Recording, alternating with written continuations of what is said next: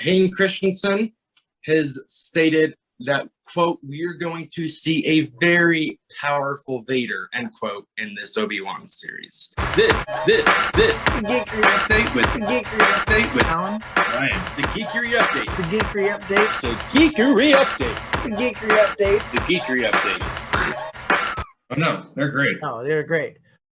If you kind of think about it, this is what, 10 years before Rogue One. Yeah. Also 10 years before New Hope, because they're like the same time. Right. And it's also hovering around the same time as Jedi Fallen Order, which we see him as a pretty darn powerful Sith. He does some stuff in that game that you're like, if I ever saw that in a movie, I might have to play some Lonely Island. Jizz in my pants. Oh, This is a family show. You're talking to someone that doesn't have family anymore. That was really funny to me, guys. I'm sorry. Yeah. No. Now, on the Obi-Wan thing and the Darth Vader, and I don't know if you've got this in your list, but I was just reading how one of the original drafts of the script, instead of Vader, it was Darth Maul that was hunting down Obi-Wan.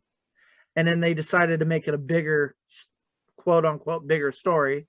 So they changed out Maul for Vader, which kind of disappoints me, because ever since seeing the post-credit scenes of Solo, I was ready for more Maul.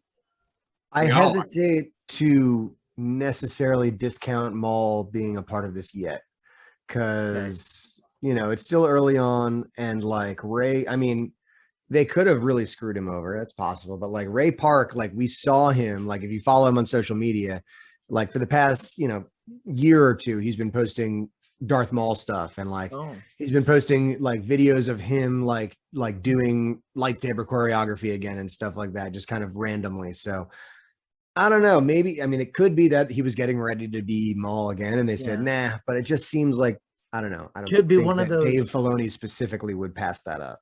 Could be one of those hidden guest stars, like it was hidden that Mark Hamill was going to be on Mandalorian. Right. So it's I heard a rumor. This was about 6 or 7 months ago, and so I don't know. I haven't heard anything since then. But what they did after they announced the Star Wars shows is they basically sat Jon Favreau and Dave Filoni in the room and said, "Okay, you two came up with all these stories.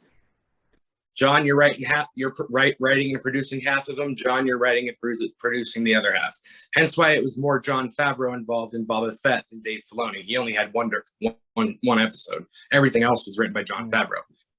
So I'm curious, once we get Obi-Wan, if when it shows the written by, if we see just one of them instead of our usual. I'm curious if that was ever a sound rumor, and that John and Dave are both going to be writing their shows together. They're working together still, not that they're not, but they're writing them separately.